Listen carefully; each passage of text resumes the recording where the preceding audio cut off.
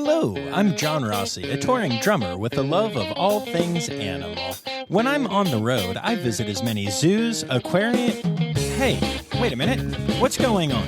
Hey, what's going on there? Hello? Hello? Hello? We interrupt your regularly scheduled program to bring you Rossifari Zoo news. News you can use from the world of zoos and conservation. Every week, we bring you breaking news and analysis from around the globe, featuring the animals you love and the people who care for them. And here's your anchorman, John Rossi. Hi, hello, how are you? Welcome back to Rossifari Zoo News, your look at everything going on in the world of zoos, aquariums, and animal conservation. And we've got a bunch of stuff to talk about, so we're going to get right into it here. To start with, I posted about this yesterday, if you're listening on the Friday this came out. But in case you didn't see it, I got to have a very small hand in getting a new bit of merch created for the Virginia Zoo this week, and I'm really excited about it, so I kind of wanted to share the story. So it all started when I visited the Virginia Zoo recently. We will have an episode coming out from there that I think you're going to love. And one of the things that really stood out to me at the zoo was the fact that the gift shop worked with a lot of local artists. And each of the displays for each artist had signage about the artist and about kind of who they are and the art that they do. And the art was related to zoo stuff. And it was just very cool and a very unique thing. I would love to see more zoos connect with their local artisan community that way. It's just really cool. And so one of the artists stood out to me because, as y'all know, I love stuffed animals. And there was a crocheted stuffed red panda. And I thought it was just the cutest thing. And so I jotted down who the artist was and followed her on Instagram, and they're called Tied in Knots Crocheting. And I was just like I said, I was just so impressed. And it turns out that both her and her daughter are special needs and do this art, and it's just a cool story. I'm a big fan of both of them now, and so that was step one in this process. Now, step two is I have always loved the binturong habitat at the Virginia Zoo. And I mean love. It's an incredible habitat. And the binturong that lives there is named Tosic, and he is just an old grumpy man, which is adorable. He is the scruffiest binturong, and I love him so much. And my daily post yesterday is about him, as well as what I'm talking about now. And so when I started talking to Tied in Knots, I was like, hey, by the way, I don't know if you know Tosic the binturong that is at the zoo, but I think that Tosic would make a great project for you. And I, would assume that the zoo would want to have those to sell as well. So I sent her my pictures that I had taken of Tosic, and she used them as reference photos, and has now created a crocheted binturong that is absolutely gorgeous. And it's like large and cool, and just, I'm a huge fan. And it turns out I was right. She sent pictures to the Virginia Zoo's buyer, and they absolutely loved it. And so now you're going to be able to get your own stuffed binturongs at the Virginia Zoo, which makes me really happy. But of course, you can also get them on the online by going to tied_in_knots_crocheting and following along, or going to tied-in-knots-crocheting.square.site. I'll put those in the show notes. And you can get the binturong and the red panda and sea turtles, and I think they have sloths and all kind of other animals and also other cool stuff. But this is a great artist to support, and the fact that this is like a fun little collaboration, Rossifari inspired, makes me really happy. There are going to be people that have binturong stuffies just because we did this thing, and that's really cool. So yeah, I'm really excited about that. And actually, I'm even more excited about it because literally, so this happened on Thursday, October 24th, the day that I'm recording this. And on the same day, Miles called me after I did all this. And he told me that every year they have to do a report on an animal starting in the 3rd grade. And so last year he did red pandas, obviously. And so this year he decided that he's doing a report on binturongs for school. And so that makes me really, really proud. And I got him one of these binturongs as a little surprise for taking on that project. So yeah, that one is really fun. Okay, so moving on from that, had a super proud moment this week as Zoe has started volunteering at Aquarium of Niagara. She's actually doing some volunteer veterinary work there to get more exotics experience as she works towards becoming a zoo or aquarium vet. So it was so fun. We were there hanging out after she had finished her first shift, and someone asked, "Do you two work here?" And we said in unison, "We volunteer here." And it was just a really cool moment. Also, she and the vet tech there, Julie, did a necropsy of a little fish, and I got to observe it. It was pretty fascinating and a lot different than the first necropsy I got to witness, which was a wildebeest and significantly larger and more complex.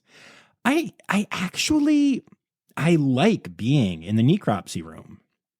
And I know that might sound super crazy or something, but it's actually fascinating both to see what's going on inside an animal and like how they work and such, and also to watch veterinarians and vet techs and such basically just look at a bunch of stuff that all look surprisingly similar to all the other things in there and like identify them and point out issues with them and basically just do all the cool stuff that they do. I would actually love to be in the room for more necropsies. And, you know, one thing that stands out to me in the two that I've been in is how much love and respect the animals are treated with. Like, yes, there is obviously the cutting and removing of bits and analyzing them that is very, we'll say, intimate. And that's there. But it's all done with respect and with a genuine compassion and honestly with the true hope to be able to explain the death if the reason is unknown, or just to learn and advance science, whether the cause of death is known or not. So, you know, I think that to me, death is a lot less scary when it's seen in that light. And honestly, as a person who's had my fair share of loss in the last few years, that's nice. I like it. So I'm thankful to all the vets, techs, pathologists, and other people who do this part of the work. You know, seeing it in person has only increased my love and admiration for the people in those professions. And one final fun story before we get to the actual reason you're here.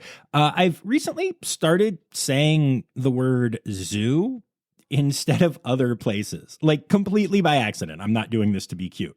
Like I'll be talking to someone and I'll say something like, "Hey, let's meet at the zoo for coffee," when I mean to insert the name of a coffee shop in there, not zoo. You know, I have to go to the zoo to cash my check. Bank. Stuff like that. It's like a almost a Freudian slip. Instead of being sensual, though, it's sensual, I guess. But that's my life now. Anyway.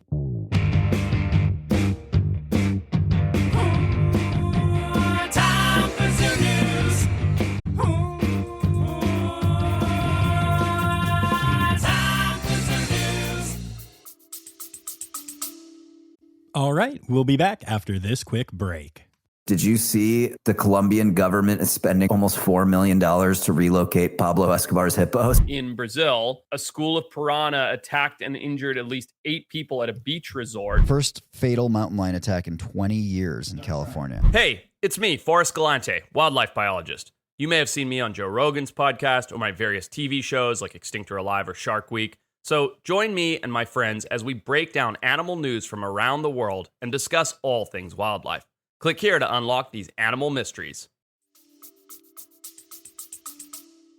All right, so we're going to start off with a headline story that's a bit of a personal one. Y'all know I've spent time at Buttonwood Park Zoo drumming with Emily the elephant. And Emily lives at the zoo along with another wonderful, though less percussively inclined elephant named Ruth, who you heard all about on the Drumming with Elephants episode. Well, the zoo announced this week that Ruth is officially entering hospice care, meaning that she will soon be gone. And while I didn't get to know Ruth as closely as I did Emily, I can attest to the fact that she is an absolute gem. Her relationship with her keepers is incredibly strong, and even though her and Emily didn't always have the best relationship, as they have aged, they have sought each other's space out a little bit more, which is really sweet.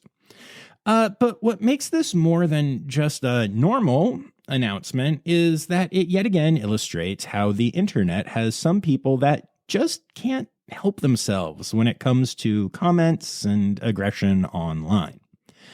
And I will say this, the vast majority of the comments I've seen have been loving or at the very least respectful, sending love or sharing their sorrow and memories of Ruth and such.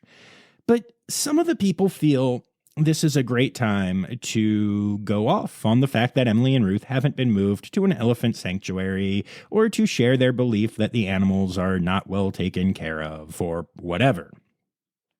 And I just don't get it. Do these people truly not understand that there are people on the other side of, Facebook and Instagram and stuff? People who actually care about and love these animals?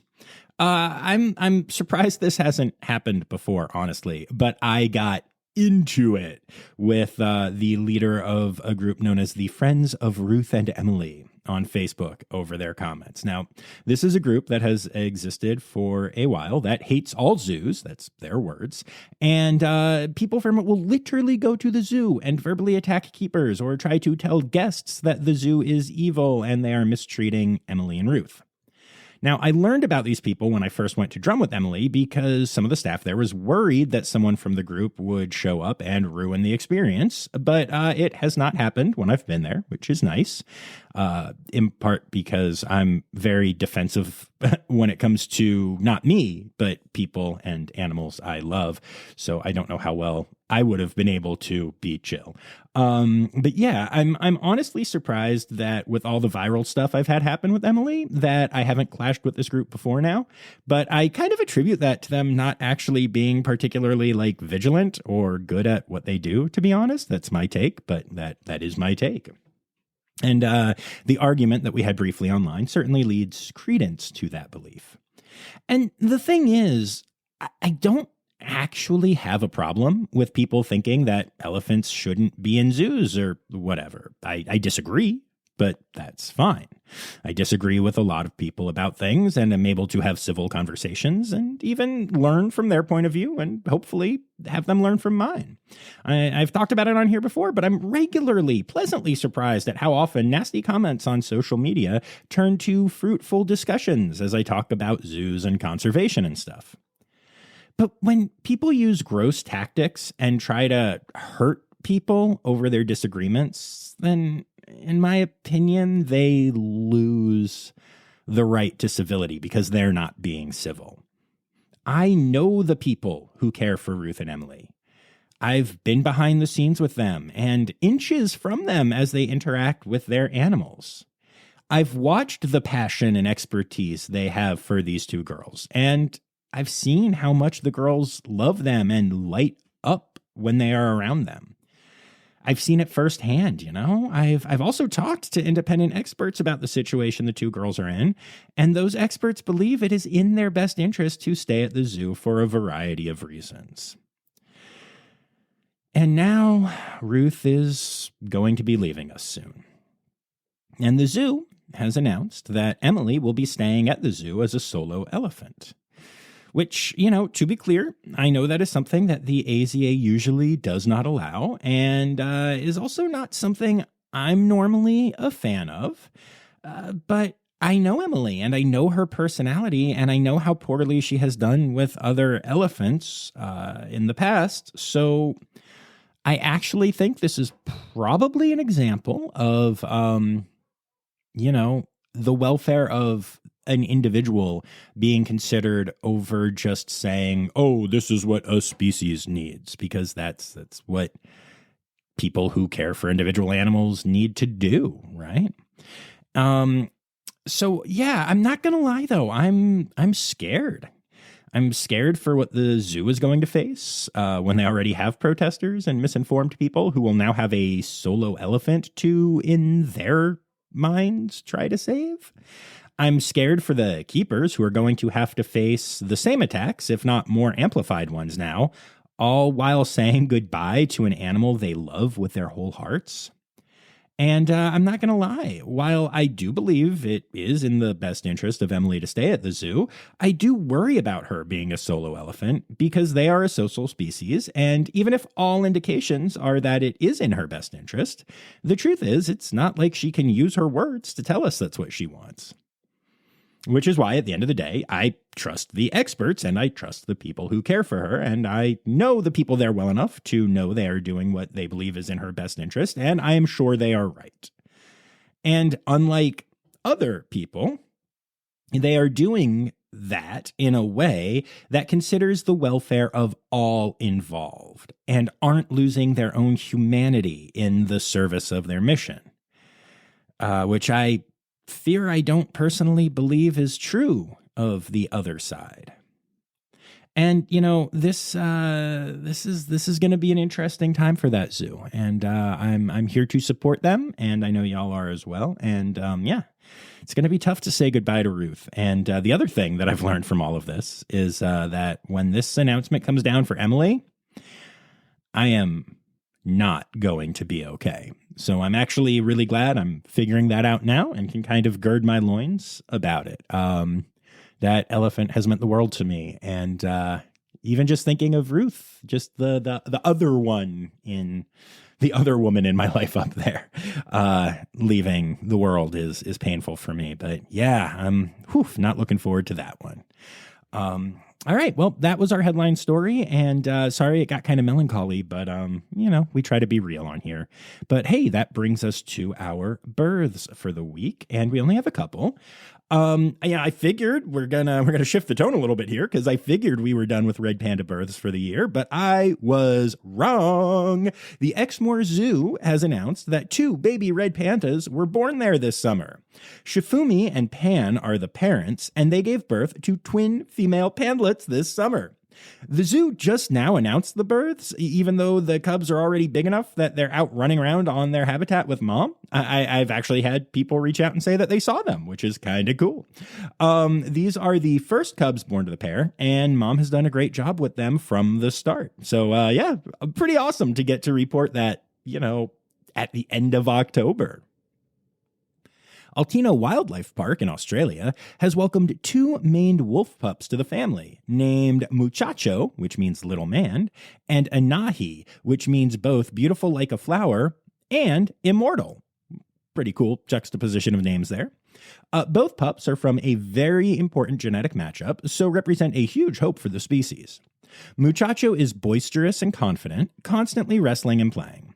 And Anahi started off pretty intolerant to Muchacho's play, but as she has grown up during her first few weeks of life, her playful side has been brought out by her brother, which I think is adorable.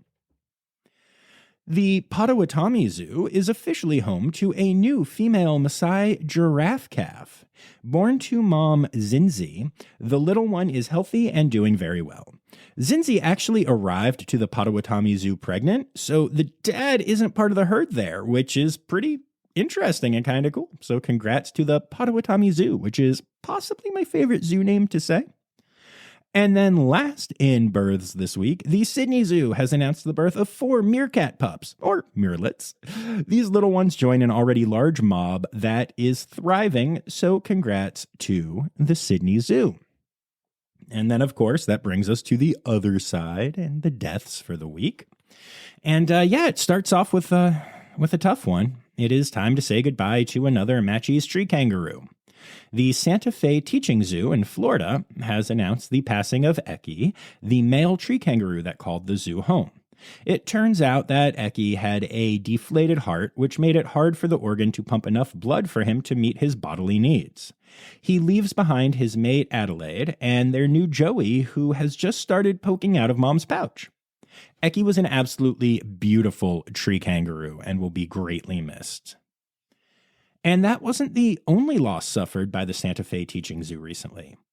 Amanda, the yellow-crowned Amazon, seemed to be having problems with her air sac, and sadly, she passed away under anesthesia while they were trying to figure out what was going on. Necropsy results showed an aggressive tumor that was the cause of her issues. Amanda was 32 years old, and as such had been cared for by, and helped to educate, literally hundreds of student keepers in her time. Keep in mind that both of these losses took place while dealing with the aftermath of one hurricane and preparing for another one. So talk about a challenging time for everyone at the Santa Fe Teaching Zoo. Sending all my love to the team there. Moonlit Sanctuary Wildlife Conservation Park has said goodbye to Gumnut the koala. Turns out that Gumnut had an underlying chronic condition that recently reared its ugly head and ended up being bad enough that the decision was made to euthanize. Gumnut was one of the most popular koalas at the park, in large part because she was almost always willing to volunteer for guest encounters, so she leaves the world having had an incredibly positive impact on countless humans who care for her species even more now because they got to meet Gumnut. And Felix, a 17-year-old Eurasian lynx at the Lake Superior Zoo, has passed away. Felix exceeded the life expectancy of the species, but unfortunately was having a hard time moving around her exhibit, and after being examined, it was realized there wasn't anything that could be done, so the decision was made to euthanize. Felix will be missed. And then that brings us to the rest of our zoo news. So I always preface announcing when a new species arrives at a zoo by saying that I don't announce these often, which I could probably stop doing since I seem to keep announcing them, but I'm sticking with it because it's the exception to the rule every time, even when I do it multiple weeks in a row like I am now. And that's because I really love a species. So I love this species, so I am happy to announce that the Toledo Zoo has announced that 3 Sichuan Takins have joined the zoo, the first time the species has ever lived there. Now, takin are easily some of my favorite hoofstock, and now you can head to the Toledo Zoo to see why. The Kansas City Zoo has created a very special wetsuit. And no, I don't mean for the staff at the new aquarium there. Instead, I'm talking about a wetsuit that was designed for Bridget, a 37-year-old Gen 2 penguin that calls the zoo home. At her rather advanced age, Bridget is unable to preen herself properly due to age-related spinal issues, so her wetsuit helps her stay warm, dry, and cozy. And the wetsuit works so well as, despite her age, Bridget is still a very active penguin.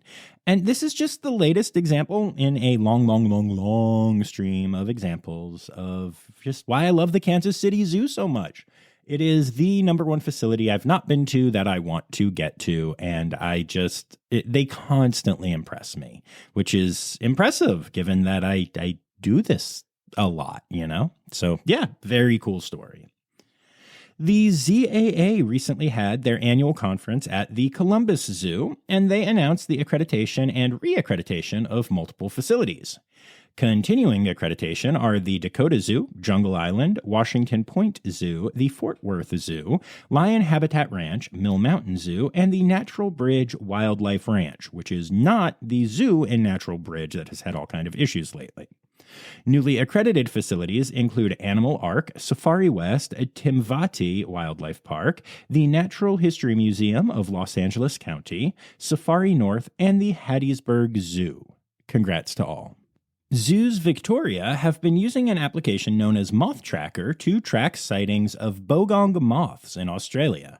The bogong moth are currently my favorite moth name, at least, by the way, and they are also one of only 2 insect species, along with the monarch butterfly, that is known to migrate thousands of miles to their summer or winter homes, even when they haven't been there before. On top of that, the bogong moth is very important to indigenous Australian cultures, making it an even more special insect.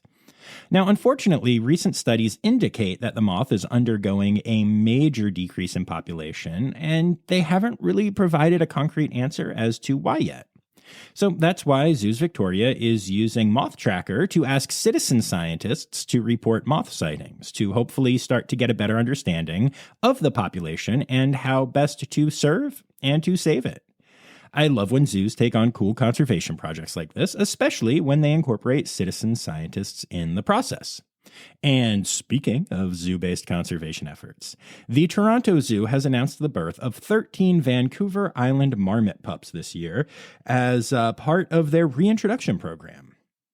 These animals will hibernate through the winter at the Tony Barrett Mount Washington Marmot Recovery Center on Vancouver Island before being released into the wild in a protected environment to eventually join the true wild population. The Vancouver Island marmot is an incredibly endangered species. It's the most endangered animal in Canada. And back in 2003, only about 30 remained in the wild. But thanks to conservation efforts, including this reintroduction program at the zoo, the population is now between 200 and 300, with hopefully many more to come from the breeding pairs at the zoo. Beardsley Zoo is having their annual election for mayor of the zoo, with voting currently open. This adorable and wonderful fundraiser is always a lot of fun, and this year, Barry the Red Panda is running for mayor. Now, I think he would do a great job in the position, so I am here to officially endorse Barry the Red Panda for mayor of Beardsley Zoo.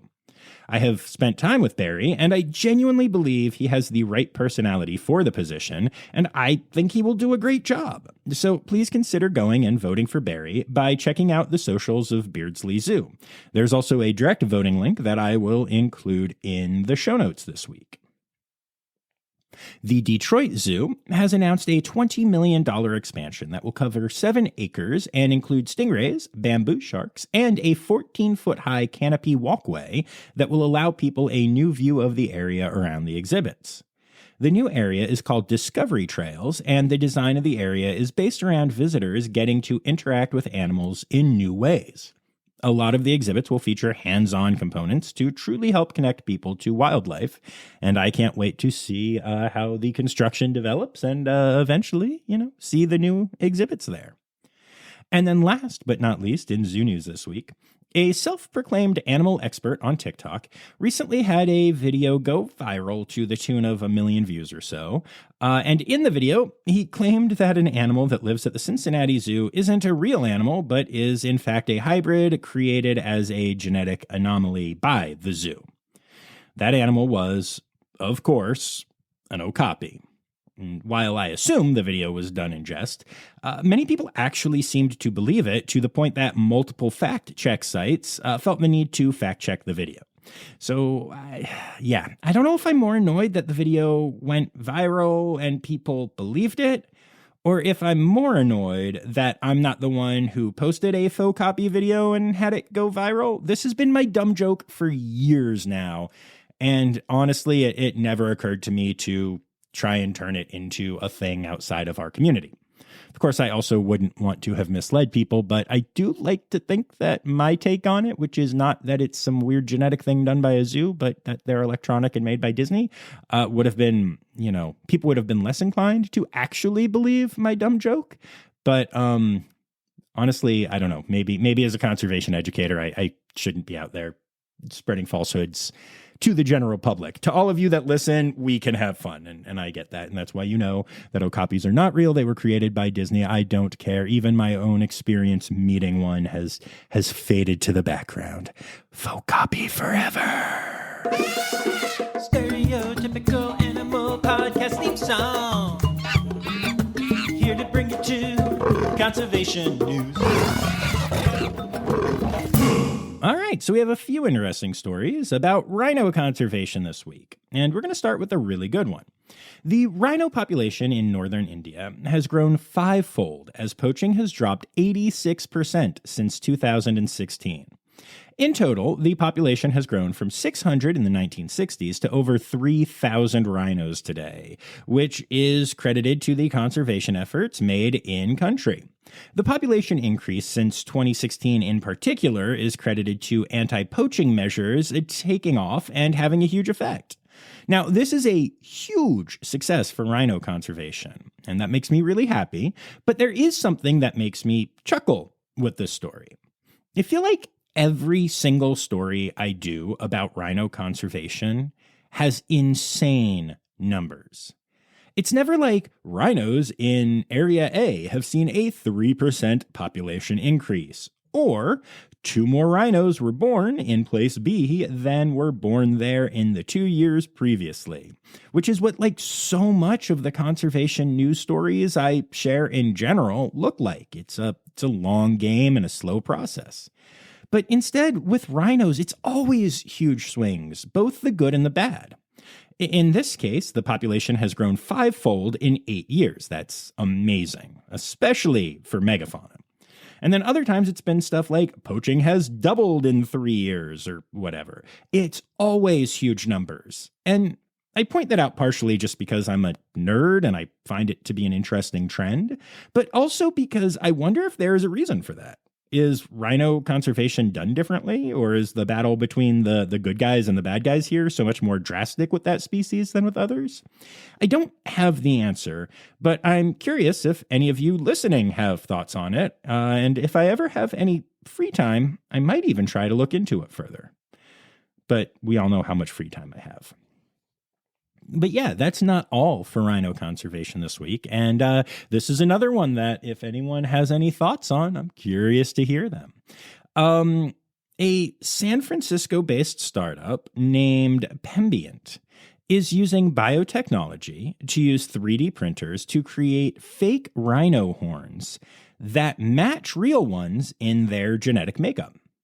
The goal of the company is to flood the Chinese market with these fake horns, as that market is believed to be the main reason rhino poaching is still so prevalent today. The hope is that selling these rhino horns at a greatly reduced rate, about 1/8 of the price of actual horns, will lead to the market for actual horns cratering in China, making poaching and importing less profitable. It's an interesting concept, but I do have some concerns about it. Especially after learning that the company is even planning on introducing a beer in China made with synthetic rhino horn.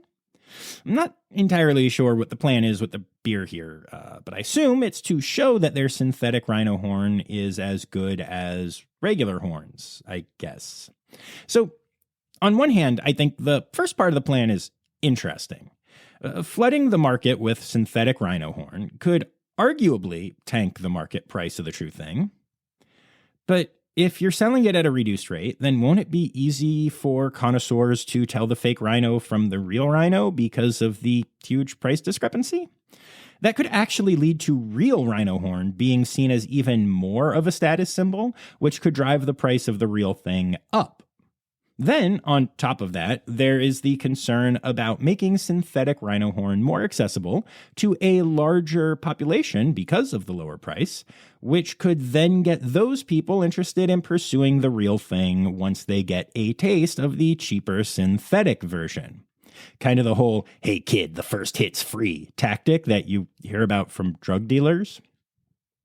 And then when they talk about using the synthetic horns in a beer they're going to make, it makes me think that it could illustrate to people that their synthetic horns are every bit as good as the ones found on rhinos. But at the end of the day, doesn't that just prove, and I'm putting that in quotation marks here, that rhino horn actually does have the benefits that have been disproven, but that many people who buy into traditional medicine still believe in? Now, I admit that I don't know a lot about the people who are into rhino horns or how that specific market works, but this seems like a plan that has far more potential negative consequences than positive ones at first glance to me. I mean, yeah, if you can truly get people to switch completely from real rhino horns to synthetic ones, then yeah, that's great. But it's not like McDonald's is mostly selling Impossible burgers now. You know what I'm saying? There's not a ton of reason to believe that people will buy into the synthetic thing. So I don't know. It's interesting. And again, I'd love to hear your thoughts on this. And then the final story for conservation news this week. I actually debated whether to put this one in conservation news or other news, but I think it's actually a good way to message people about an important conservation thing. So here it is. We often talk about how feeding wildlife is a really, really bad idea, and a lot of non-releasable animals get that way because people feed them, and then they become what are known as nuisance animals, where they have to be removed from the wild to either live in human care or be euthanized. Now, while most of the messaging focuses on the animals, now there is a great anecdote you can share about why it can be bad for the human that does the feeding as well. A woman in Washington state has been feeding a family of 6 raccoons for years, but they recently decided to bring friends. Lots of friends. Somewhere around 100 raccoons started showing up at her house, acting aggressive and seeking food. And we're not talking about a one-time visit. The mob was showing up in different numbers at all times, day and night, day after day. The woman in question reached out to authorities who basically said there was nothing they could do but told her to stop feeding the raccoons. And fortunately for her, this seems to be working as the number of raccoons has just started to shrink, as far as like the ones hanging about, because a lot were just hanging about. This was just their new happy place. So I'm glad it worked out this way and nothing bad happened to the raccoons. And I suppose I'm glad nothing happened to the woman either. But just a great reminder that you shouldn't feed wildlife. And if you have friends who are like, well, I like seeing the squirrels be happy or whatever, just tell them about the 100 raccoons ransacking a woman's home. Okay, that's a slight exaggeration, but just tell them about the 100 raccoons ransacking the woman's home. They're probably not going to fact check you in the moment. And that brings us to...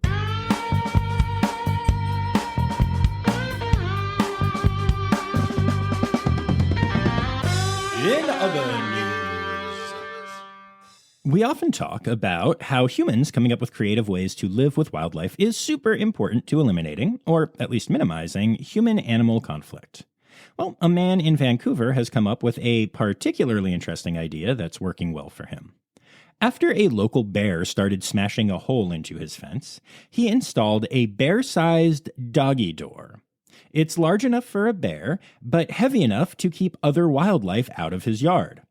The bear doesn't cause any issues in the yard, so it's a great way for them to coexist without him having to keep replacing his fence or get the bear removed to save his fence. A very cool, very tolerant idea that I absolutely love. And then last but not least, in other news, the Horseman Trust in South Wales, which is an organization dedicated to saving vultures through innovation and research, has done some research and came up with an innovative way to save a vulture. So I'd say they're nailing their mission statement. A 28-year-old Eurasian black vulture named Bernard has become the first ever vulture to receive stem cell treatment for arthritis. The stem cells used were Bernard's own, and they were expanded through culturing, eventually enabling the team doing the work to deliver over 7 million high-quality stem cells to the bird. This is an absolutely incredible procedure that will not only help Bernard feel better, but also can be used for other birds now. So that is just really, really special. Love that story so much. Yay, Bernard! Animal, animal, animal holidays. Animal, animal, animal holidays. And that brings us to our animal holidays for the week. It is October, which is Croctober, Tamara Month, Bat Appreciation Month, Squirrel Awareness Month, and Adopt a Shelter Dog Month. And yes, I still tell every single squirrel that I see, which is a lot of them, that I am aware of them during the month of October. It's a tough job, but somebody's got to do it. As far as our individual days, the 25th is World Lemur Day. The 26th is both National Mule Day and National Hug a Sheep Day. The 27th is National Black Cat Day. The 29th is National Sea Slug Day and National Cat Day, which makes sense since they are such similar animals. And then the 30th is International Ghost Shark Day, which makes sense since the 31st is Halloween and ghosts are spooky. And those are your animal holidays for the week.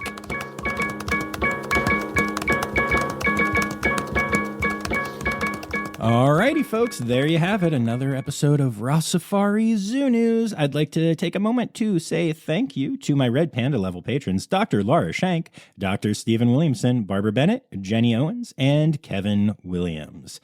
I'd also like to remind y'all that you can support the pod for as little as $3 a month by going to patreon.com/Rossifari. And you can also support Zoo News simply by tagging me in or sending me any cool Zoo News-worthy stories that you see. Tag me on socials at Rossifari, at RossifariPod on the TikTok machine, or email them to me, rossifaripod@gmail.com, and I'll say your name at the end of the episode, whether I use them or not, like this. I'd like to say thank you to everyone who contributed to this week's episode, including Anya Keene, Colleen Lenahan, Kim Cooley-Croninger, Carrie Kirkpatrick, Kevin Williams, Emily Rockbuck, Dr. Laura Shank, Ali Malensky, Kay Malensky, The Malenskys, Taran Hanton, Crystal Chapman, Jay Meredith, Ann Yoshioka, Holly Page, Nikki Morley, Melissa Reed, Elizabeth Chung, Sam Evans, Strix, who is the Madonna of the Rossifari world. One name, super funky, it's all you need. Lizard Dunlevy, Dr. Zoe Rossi, Taylor Isaac Gray, Dylan Hoy, and Miles Rossi. I love when Miles contributes. He gets so excited. It's so cute. So thank you everyone for contributing. We'll be back here on Tuesday with a brand new episode from, I believe, a brand new to the pod facility. And don't forget to make sure that you're subscribed so you don't miss that and that you don't miss any Friday Zoo News episode. And most of all, that you don't miss me reminding y'all that the words news and credits backwards are Snyder Kiss when. The Rossifari podcast is produced, hosted, and engineered by John Rossi. Editing and fact-checking by John and Dr. Zoe Rossi. Our theme song is Sevens by Nathan Burke, performed by Nathan and John. Interrupting John theme and additional voices by Taylor Isaac Gray. You can reach John directly on Instagram and Facebook at Rossifari or by email at rossifaripod@gmail.com. Rossifari is part of the Daydreamer Media Network. Now, stop listening to me and go visit a zoo.